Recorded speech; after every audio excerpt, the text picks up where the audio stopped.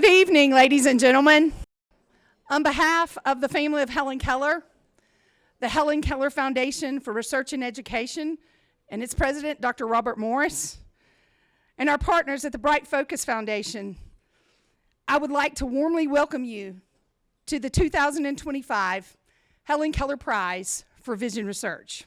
My great-grand-aunt, Helen Keller, once wrote, "Knowledge is love and light and vision." This quote connects knowledge with positive emotion and the ability to see the world more clearly, highlighting the transformative power of learning and of research. I know my Aunt Helen would be truly grateful and overjoyed at these remarkable achievements that have answered her plea to help me hasten the day when there shall be no preventable blindness. Tonight, we honor those who have transformed lives through their dedication to vision research.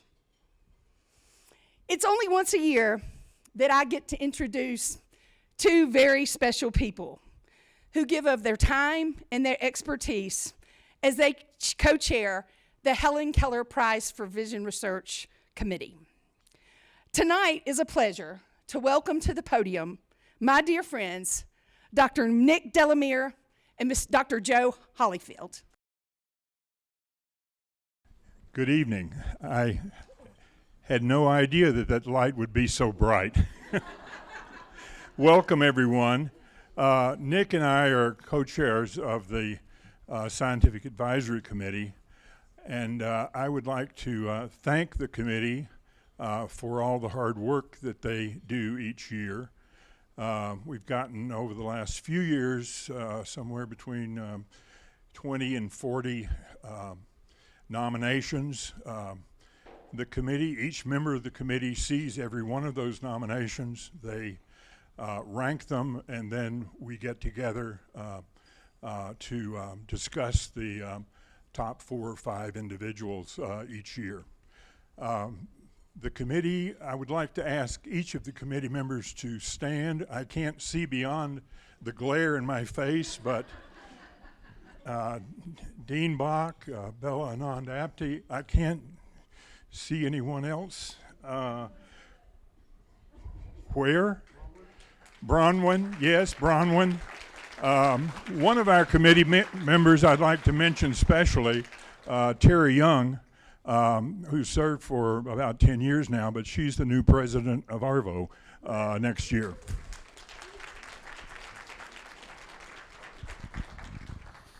Thank you very much. Yeah, there's nothing that could be worse than having to follow Joe. But just let me say, welcome everybody. We're very grateful that you took the time out of a busy ARVO week to come and spend the evening with us. And I would just like to recognize any of the past nominees or the past awardees who are with us tonight. One. Yeah.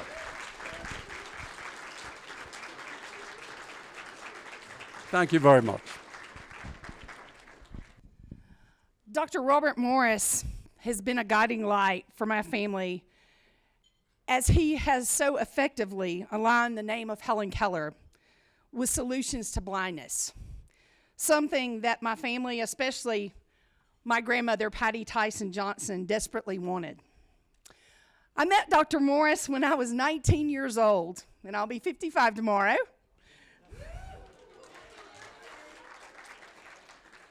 I have worked alongside him to teach the many lessons of Helen Keller all over the world for the last 33 years.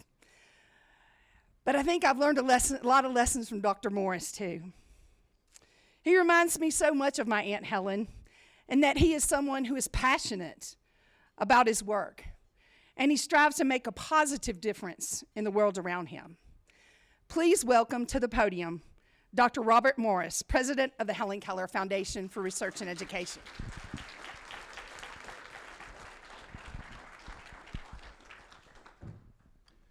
Well, each year it's hard to recognize myself from her comments, but thanks, Keller.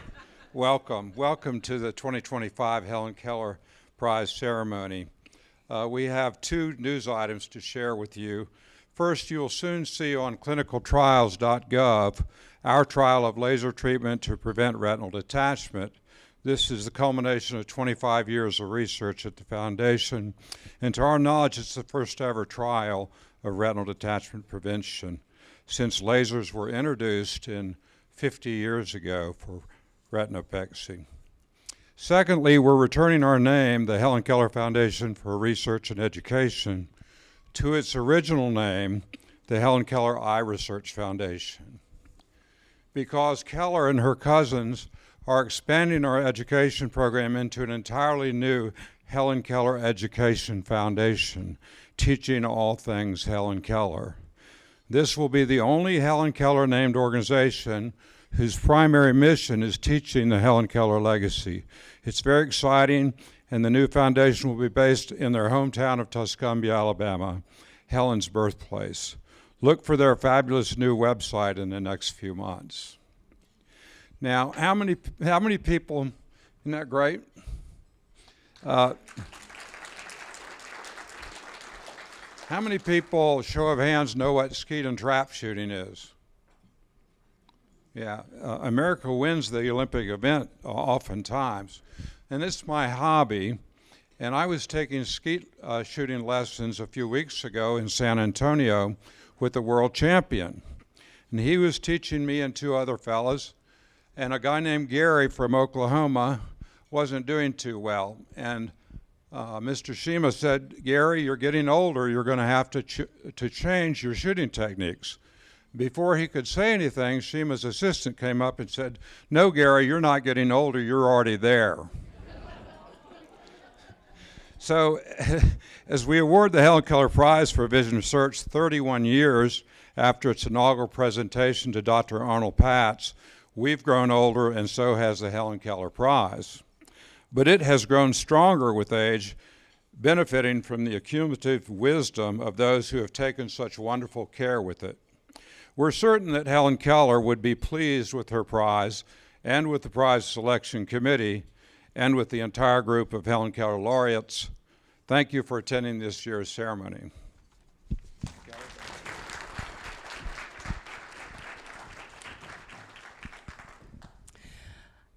Helen Keller once said, alone we can do so little, together we can do so much. An old African proverb once said, if you want to go fast, go alone. If you want to go far, go together. The Helen Keller Foundation is honored to have the Bright Focus Foundation as its partner and as its friend. Please join me in welcoming President and CEO of the Bright Focus Foundation, Stacy Pagos Haller.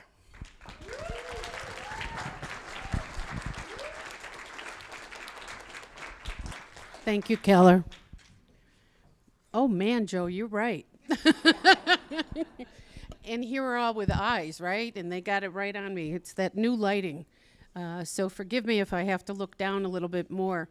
It's wonderful to be here with you as we honor Dr. Sheffield and Dr. Stone for their remarkable contributions to the field, and to welcome the many wonderful vision researchers that are here that work every day to discover groundbreaking treatments, improvements, so that we can all live our lives well. And at Bright Focus, we like to think so we can all age as well as we possibly can, and disease is not in our path of our eyes. So thank you all for what you do. You know, I've been doing this a little while, and our foundation is now 52 years old, and we are proud, and we know one thing. Research is our only hope for a cure, and you all make that a reality every day, and I thank you.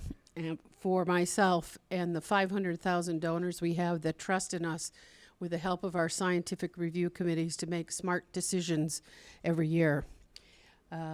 With that, currently our research portfolio has about 24 million of 90 projects, and that's not even including the grants we're just about to announce. So, and interestingly enough, the fact that we don't receive any government funding tells us all that next year is going to be quite an active year.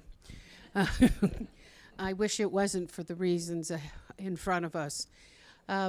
So when we talk about the foundation, the one thing I want to emphasize is we've always been a group that looked at disease has no borders, giving should be in no borders, and countries need to work globally just the way the scientific community does. And while we have given $300 million to date, I have a feeling that doesn't even touch the problem we have before us. But I believe that I would like to share with you about how important it is to come together and stay positive and fight the good fight, because there was somebody very special, Helen Keller, who said, "We can do anything we want to do if we stick at it long enough. We're stronger, we're smarter, we're more dedicated, and you just please stay the course, even through those difficult days, because this will turn around. We just can't know when. But if we bring the forces together of the institutions and the people that are here and across the country, we can continue to shine a light on making eye research and eye health a national priority. And at least for us at Bright Focus and with all the other Vision funders, know that we are completely dedicated to doing everything we can to help you during this troubling time. And again, let me just close by saying it's a sincere honor to be with Dr. Stones in Sheffield and to celebrate with the Helen Keller Foundation and our good friends, Bob Morris, Keller, and of course, thank you to Laura for making this all work so well every year. Thank you for your attention. On March 11th, 1941, President Herbert J. Grant presented Helen Keller with a copy of the Book of Mormon in Braille. The news reported that she expressed her pleasure at the gift and read rather rapidly. The next day, under the direction and patronage of organizations like the Utah Commission for the Blind, Helen Keller visited Utah and answered questions in the tabernacle on Temple Square. And I would like to share with you the story from a young girl's eyes that was actually present at that event. When I was a little girl, my daddy took me to Salt Lake City to hear Helen Keller in the tabernacle. I must have been about 8 or 9, and I'd read about Helen Keller in school, and my mama had told me her story, and she decided it would be more important for me to go than for her to go. I remember sitting in the balcony right at the back of the huge dome building that was supposed to have the best acoustics in the world. Helen, everybody called her that, walked in from behind a curtain under the choir seats with her assistant, Polly Thompson. She answered questions about being deaf and blind and of learning to read and write and to speak. Hearing that voice making words were like hearing words for the first time for me, like language had only come into being, into my being at least. Her voice, someone asked her, "Do you feel colors?" I'll never forget her answer. The exact sound of it. "Sometimes I feel blue." Her voice went up slightly at the end, and that meant she was smiling. The audience didn't know whether to laugh or to cry. After many questions, she said, "I would like to ask a favor of you." Of course, the whole audience was on alert. "Is your Mormon prophet here?" she asked. There was a flurry of getting up from the front row, and President Grant walked up the stairs to the stand. She reached out her hand, and he took it. "I would like," she said, "to hear your organ, to hear it play your most famous song about your pioneers. I would like to remember hearing it here." All the time, she continued holding his hand. I liked them together very much. I remember thinking, I'm only a little girl. Probably others know, but how in the world will she hear the organ? But she turned toward President Grant, and he motioned Alexander Schreiner, the tabernacle organist, who was sitting near the loft. At the same time, President Grant led her up a few steps to the back of the enormous organ. It had 5 manuals and 8,000 pipes. We were all spellbound. He placed her hand on the grained oak of the console. She stood all alone, facing us in her long black velvet dress, with her right arm extended, leaning slightly forward and touching the organ with her head bowed. Brother Schreiner played, "Come, Come Ye Saints," each verse a different arrangement. The organ pealing, throbbing, the bass pedals like foghorns, as only he could make happen. Helen Keller stood there, hearing through her hand and sobbing. Lots of us in the audience were mouthing the words to ourselves. Gird up your loins, fresh courage take, God will never us forsake. And then we'll have this tale to tell, all is well, all is well. At that moment, in that tabernacle, that singing, my ancestors welling up in me, my daddy beside me, that magnificent woman, all combined with the organ and the man who played it, and the man who had led her to it, and I believed. I believed it all, the seeing without seeing, the hearing without hearing, the going by feel towards something holy, something that could make her cry, a moment I will never forget. You see, Helen Keller's story has the power to make the world a better place. She was a writer, a world traveler, an outspoken citizen, and a passionate advocate for others. She fought to put her beliefs into action, to make sure that veterans who lost their sight in battle received rehabilitation services, and that blind children gained access to good education, and the life-changing knowledge of her beloved Braille. Helen Keller changed perceptions of what it means to be blind and deafblind. She fought for the rights of those with visual impairments, including greater employment opportunities. Helen Keller changed the world. Our purpose is to keep changing it, as she envisioned, to keep serving, to keep teaching, to keep researching, to keep protecting, to keep healing, to keep saving, to keep enlightening. As she said, optimism is the faith that leads to achievement. At this time, please welcome to the podium the 2016 Helen Keller Laureate, Dr. Dean Bach. Thank you very much, Keller. It's my great privilege and honor to be here tonight to say a few words about Ed and Val regarding their careers and their accomplishments.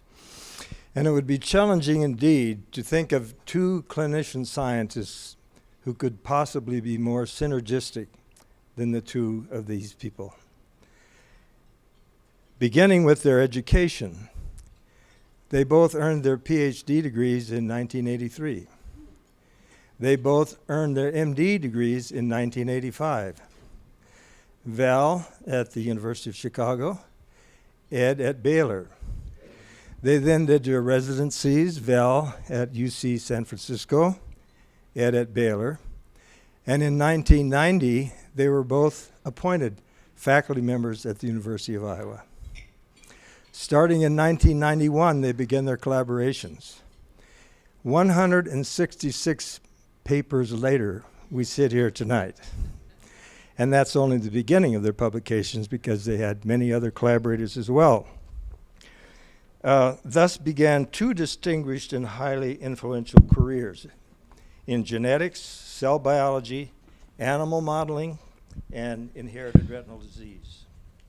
They have touched every corner of the eye: the cornea, ciliary apparatus, retina, lens, and choroid. When one thinks of the complex disease called Bardet-Biedl syndrome, you immediately think of Val and Ed. They have made enormous contributions to that field. This is a complex disease. It involves obesity, hypertension, additional fingers and toes, renal insufficiency, and blindness. They discovered the first gene underlying this complex disease, and since that time, by my count at least, another 26 genes, another 25 genes, and 26 altogether have been solved for this complex disease. Most of these Bardet-Biedl syndromes involve an important cellular structure called the primary cilium. Many cells in our body have primary cilia. They're little structures that jut out from the surface of the cell, and they're sensory in nature.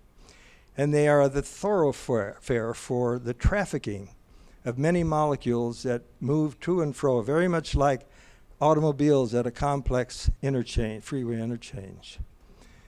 In the photoreceptor cell, this part of this structure is a little tube that connects the manufacturing center of the cell, what we call the inner segment, and the light-sensitive antenna of the cell, which we call the outer segment. And the entire tube, the complex of the entire tube and the antenna are a highly differentiated primary cilium. In Bardet-Biedl syndrome, there's a whole panoply of proteins that lie at the base of this cilium, and they direct traffic. They're involved in traffic themselves. And as you can imagine, if there's a traffic accident, you have a problem. And the antenna suffers as a result, and the rods and cones die. So that, in short, is the underlying cause for Bardet-Biedl syndrome blindness. Now, of course, they didn't stop there. They have identified many monogenic diseases, the genes underlying many non-syndromic ocular diseases. They discovered the first glaucoma gene. They solved the gene for S-cone, enhanced S-cone syndrome. A very interesting observation was with regard to a disease that had 3 different names. Malatia levantinese, the Swiss call it that in the Italian part of Switzerland.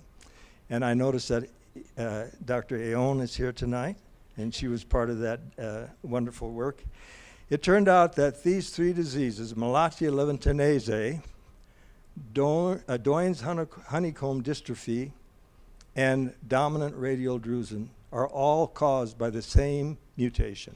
A single amino acid substitution causes these 3 diseases. In addition to that, they displayed beautifully the concept of background gene effects. In the RDS gene, we also call it peripherin 2, we have defects, of course, and peripherin is sort of like a Velcro molecule that holds the outer segments together. In its absence, there is no outer segment. And yet they showed that with mutations in this gene, you can have totally different phenotypes. You can have retinitis pigmentosa. You can have pattern macular dystrophy. And it's the defect in a single protein that leads to these different phenotypes. And they went on to discover many other, I could give you many examples, but let's move on to what our heroes have done with regard to humanity. They have taken on mighty administrative responsibilities. Ed founded the Vision Science Research Center at Iowa. He founded the Carver nonprofit genetic testing laboratory, which provided very affordable testing to people in the United States and around the world, giving very high sensitive results and tremendous benefit to people in not only this country but around the world. Val, beyond his research, has demonstrated an unwavering commitment to the medical community. He was the director of medical genetics at the University of Iowa for 22 years. He served on many influential councils around the country. I could provide a long list of their honors. They are legion. Let me just mention 2. They were both simultaneously, again, investigators in the Howard Hughes Medical Institute program. I can tell you from personal experience, having been involved in their reviews, that clinician scientists are facing a tough road in that process, and they conquered it beautifully. As for personal qualities, I'd like to make two quotations read to you from their dossiers. From having seen Ed consult his patients, it was apparent that he would afford the same effort of kindness and energy to an elderly lady who needed new spectacles as he would to a prized patient who might offer him a wonderful opportunity for research. Regarding Val, I want to read it directly so I don't make any mistakes. Val is a kind, generous, caring person. He has great integrity, and that is really satisfying to be reminded that someone who is a decent and good person can be as successful in academia and medicine as he is. Well done, gentlemen.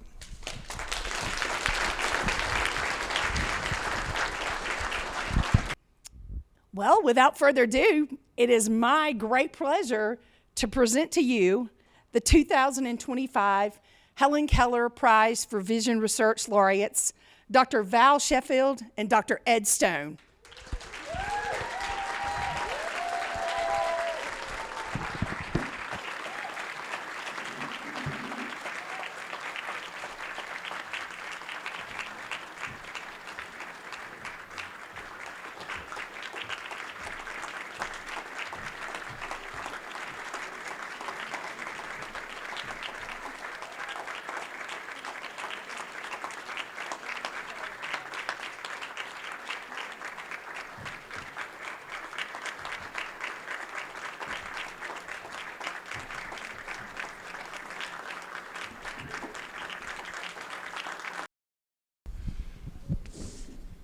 Well, this is really humbling and a bit embarrassing, particularly to have your picture up there.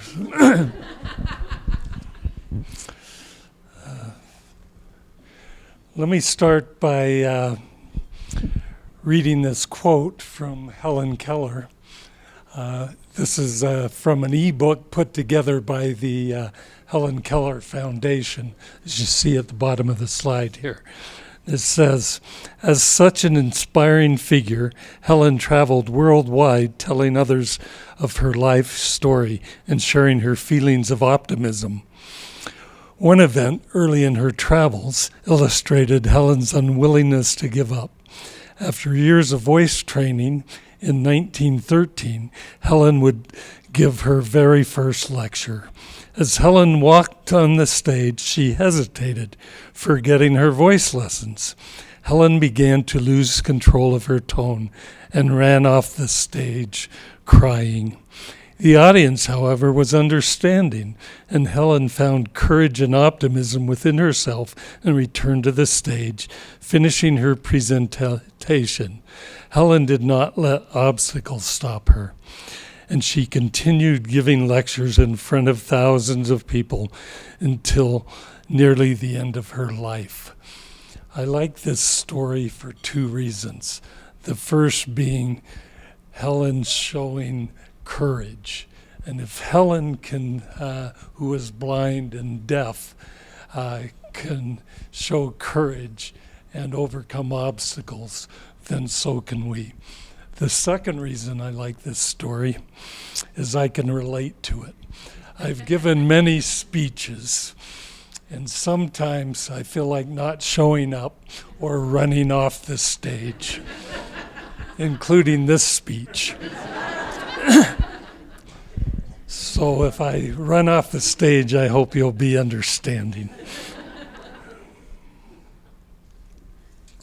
I have lots of people to thank.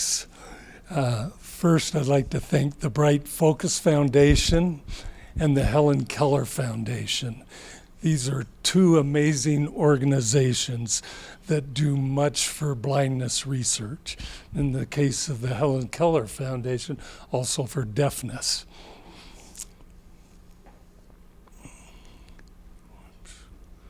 I'd also like to thank Laura Beckwith of the Helen Keller Foundation, who put together much of this and worked with Ed and I through the process.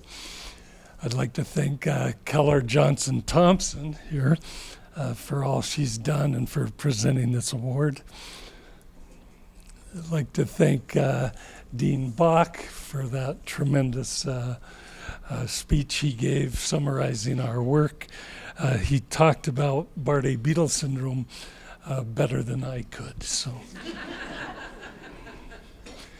I'd like to thank my many trainees, some who are here today, such as Arnie Nicedoen and Nina Hayter. I'd like to thank my many collaborators, also some of whom are here. I'd like to thank the Iowa Institute for Vision Research, who I work for, which Ed started, and it's a tremendous organization.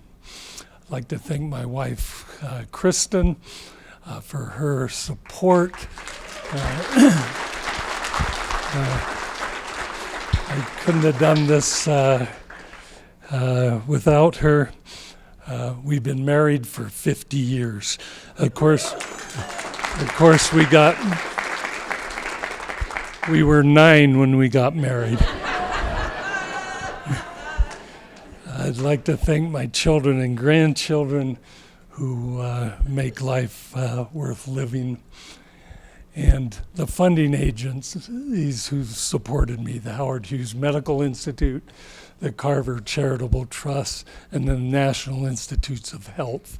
And I'd just like to state that the National Institutes of Health is a national treasure, and it's being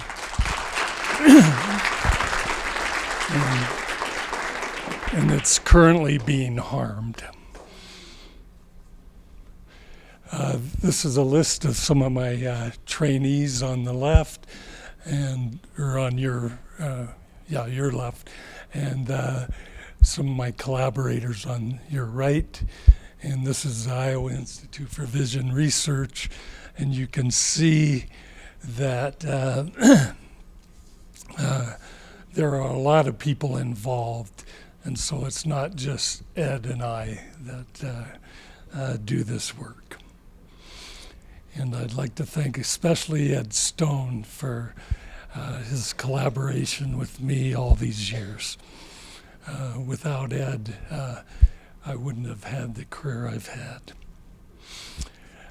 This word serendipity is how I often think about my career. Serendipity means good luck in making unexpected and fortunate discoveries. However, I think in one sense, serendipity is the wrong word. I think the right word is providence. Providence implies a higher power. And since I'm a religious person, as was Helen Keller, I think a higher power has been involved in much of my work. I'll just give a few examples. This woman on your left, Rivka Karmi, I met at a meeting in 1990, and the person on the left, Khalil El-Bador, is a Bedouin Arab physician who I was introduced to by Rivka. And without them, we never would have been able to work on Bardet-Biedl syndrome. Bardet-Biedl syndrome, as Dean described, is noted here. It has retinopathy as a major feature, as well as obesity, hypertension, diabetes, learning disabilities, extra fingers and toes, and other anomalies. And it's a rare disorder, but by studying a rare disorder, you can learn much about common disorders. And so we've learned a lot about other retinopathies and about obesity, hypertension, and diabetes by studying this disorder.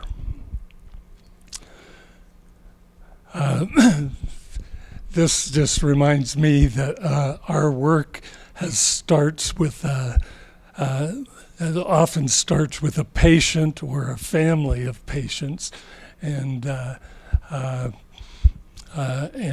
need to thank the many patients that have contributed to our work and made our work possible.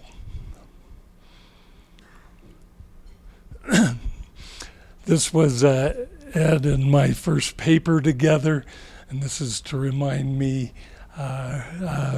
that we've worked together since 1990, and we published our first paper in 1991, and I'm so grateful for that collaboration. And I have a couple of quotes from Helen Keller that I want to talk about. Many persons have a wrong idea of what constitutes true happiness. It is not attained through self-gratification, but through fidelity to a worthy purpose. And another quote, life is an exciting business, and most exciting when it is lived for others. I think there's lots of people that don't get this, but Helen got it. And it's such, these quotes are great in that they teach us a lot. One interesting story I'll just take a moment to tell is that when Ed and I first started collaborating together, people in his department would tell him that he shouldn't collaborate with me because I would get all the credit. And people told me, in my department, told me I shouldn't collaborate with Ed because he will get all the credit. We were smart enough to know that that was stupid. And we began to collaborate together.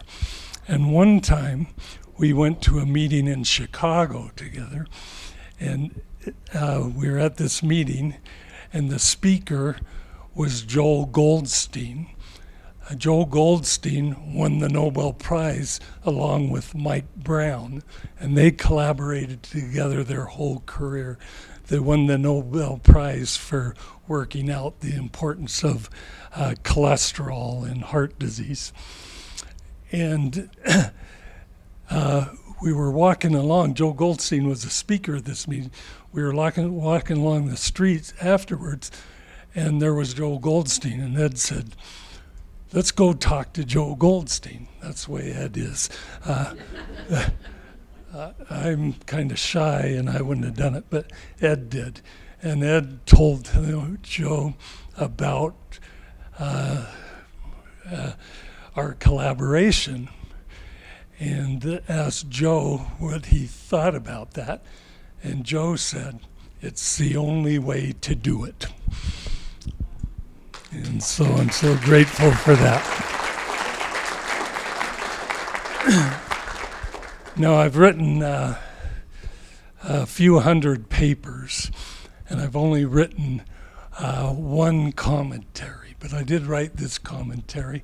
It appeared in the Journal of the American Medical Association. It's called a 30-mile-per-hour headwind. And in this paper, I talk about seeing a patient over a weekend. And I had to go back several times to see this patient and the patient's family. It was a baby. And so I spent a lot of time here, and then it occurred to me that all the time I'd spent, I hadn't once thought about how I would be compensated for my time, or how the hospital would be compensated for my time. And I was discussing this with Ed, and Ed said the following: using the words financial incentive in the context of being a doctor is an insult. It is a pleasure, an honor, and responsibility to care for patients.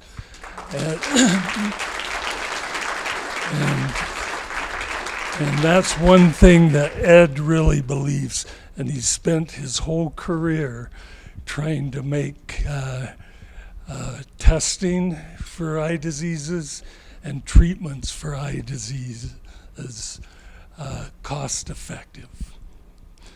And finally, I'd like to thank all of you who came to hear me, my family, and my friends. Thank you so much for coming. I grew up about 4 blocks from this very spot. And so that's why I have a lot of relatives and friends here. Thank you.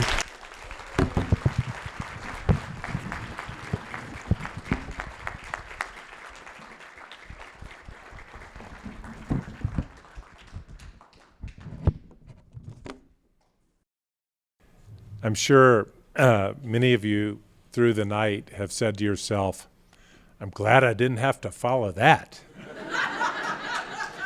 And then a couple of minutes later you go, well, I'm glad I didn't have to follow that. So then I had to follow that. So I don't think he got the 5-minute memo, just so you know. So, yeah. So I want to thank the same people that Val thanked, obviously. I want to thank the Helen Keller Foundation for all of the wonderful work they do for this award. Thank the awards committee for considering us and selecting us for this tremendous honor. Thank all of the members of the organization for their kindness to us as we have worked through the process of putting on this fantastic dinner. And you know, it is humbling with these sorts of things. You feel like somebody else is supposed to be up here giving this talk. You know, it's like a dream where you didn't study for the test. And you go, what am I doing up here? But I also want to thank the Bright Focus Foundation, not only for co-sponsoring this wonderful event, but for supporting research in age-related macular degeneration, glaucoma, and Alzheimer's disease, 3, you know, very, very important areas of human disease, and especially for their focus on young investigators. And we are very fortunate to have Dr. Pandala and Dr. Malfal at the University of Iowa, who are both age-related macular degeneration researchers who are grant award winners from the Bright Focus. So thank you very much for that terrific support. So as Val told you, we've known each other a long time. This is after we were well established in our career. We're 5 years in at this point. And we know whenever somebody's writing an article, they always want you to look at the gel, you know. So I will truthfully disclose, this never happens in real life. If you see a picture of 2 senior people looking at an autoradiogram, somebody put them up to it. But the other story Val said about, I mean, that, you know, I love the Val relating the story that these senior people told us not to work together, and they were serious. They were dead serious about how we weren't going to get anywhere if we kept putting each other's names on those papers, you know.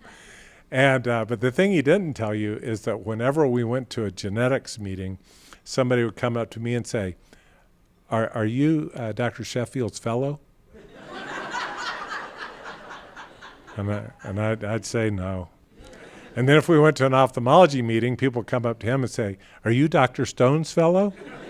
And he'd say no, and we'd go laugh about that. But you have to, you know, another thing that we say a lot, that we tell trainees a lot is, you know, take your work seriously, but don't take yourself very seriously. And if you just focus on getting the work done, you know, everything else will sort of take care of itself. So Val and I are geneticists, as you know, and so we spend a lot of time looking at pedigrees and trying to understand the meaning that lies in the middle of this pattern of disease that we see. And sometimes when you do that, there are just some like absolutely unbelievable coincidences that appear in these pedigrees. And I want to share one of those with you tonight. So Helen Keller had 4 siblings, 1 sister and 3 brothers. And so for the story I'm going to tell you tonight, we're going to talk about her middle brother, Simpson, and her sister, Mildred. So Mildred had 3 children, and the youngest of these was Patty. Patty had 2 sons, and the youngest of these, Warren, had 2 children. And he named his daughter Keller in honor of his famous great aunt. And of course, that Keller is our MC for this evening.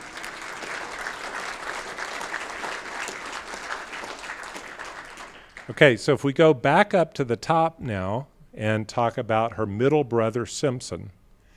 Simpson left the family home in Tuscumbia, Alabama in 1911 and moved to the capital of Alabama, Montgomery, where he became the first chief highway engineer for the state of Alabama.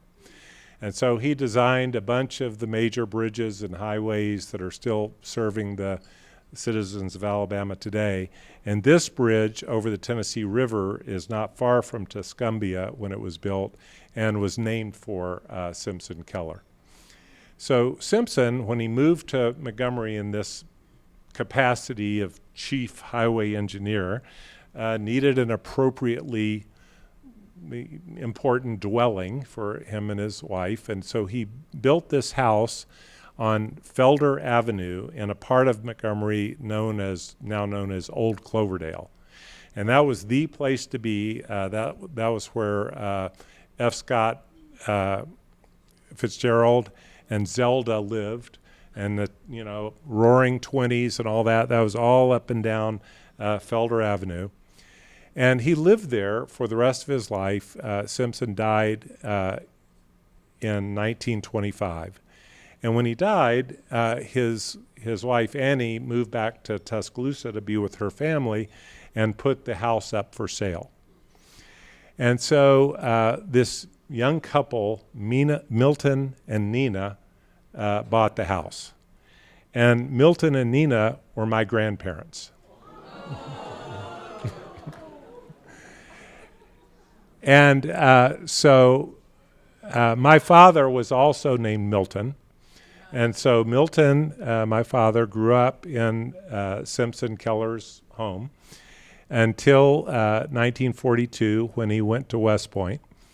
And after spending a few years overseas, came back and met my mother, Gwen. And these are photographs taken in the Felder Avenue house shortly after they were married. A party was held there in their honor. So when I was researching the whereabouts of all the Kellers for this set of remarks, I discovered that Helen Keller's sister Mildred had actually also moved to Montgomery at about the same time that Simpson did. And then in 1950, Mildred and her daughter Patty, who is Keller's grandmother, all lived within about 1,000 yards of my grandmother. So the 3 of them all lived together in that same little neighborhood of Montgomery that you could walk among those houses in just 7 or 8 minutes. So my brother and I were born in the 1950s. And in early 1960, my mother, Gwen, wrote a coloring book for teaching history to 4th graders. And this coloring book was actually adopted by the Board of Education of Alabama to teach history to young people. And in this book was this page that had Ivy Green, which was Helen Keller's birthplace. And so, of course, we had stacks of these things lying around the house, and I must have colored Ivy Green with crayons dozens of times as a child. And you see there in the text that Helen Keller was still alive when this book was written, and so you see that she was correctly recognized as one of America's most admired people which of course she still is today. So, growing up surrounded by Helen Keller's life and history, I suppose it was inevitable that I would end up spending the majority of my career doing what I could to look for the causes and pursue the treatments of various blinding eye conditions. And, I am so fortunate that I ran into Val because, without question, it was the single most important thing that happened in my career. And, the current times, as has been mentioned several times tonight, are very chaotic. But there have been lots of ups and downs in the last 35 years. And throughout that, I could always count on Val for great science, great advice, and great friendship. And so I just...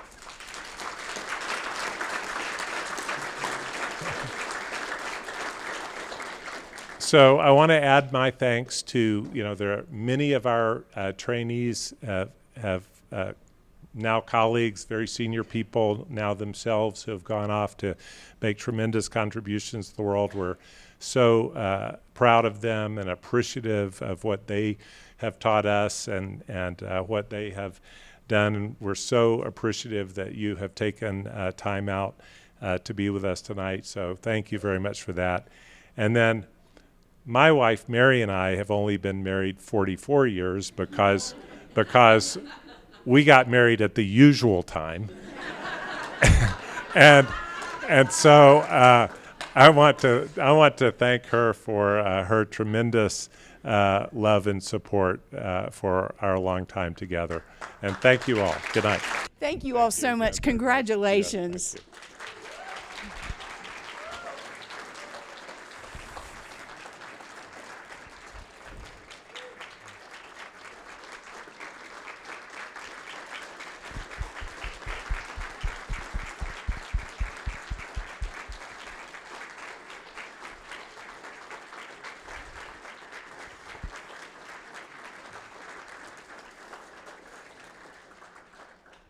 Thank you all so much for being here with us tonight and sharing in this just wonderful occasion. Those two remind me of Helen Keller and Ann Sullivan. It really is remarkable. Thank you all so much, and congratulations, Dr. Sheffield, Dr. Stone, and please enjoy your evening, enjoy dinner, we have dessert, and enjoy your camaraderie together. Thank you.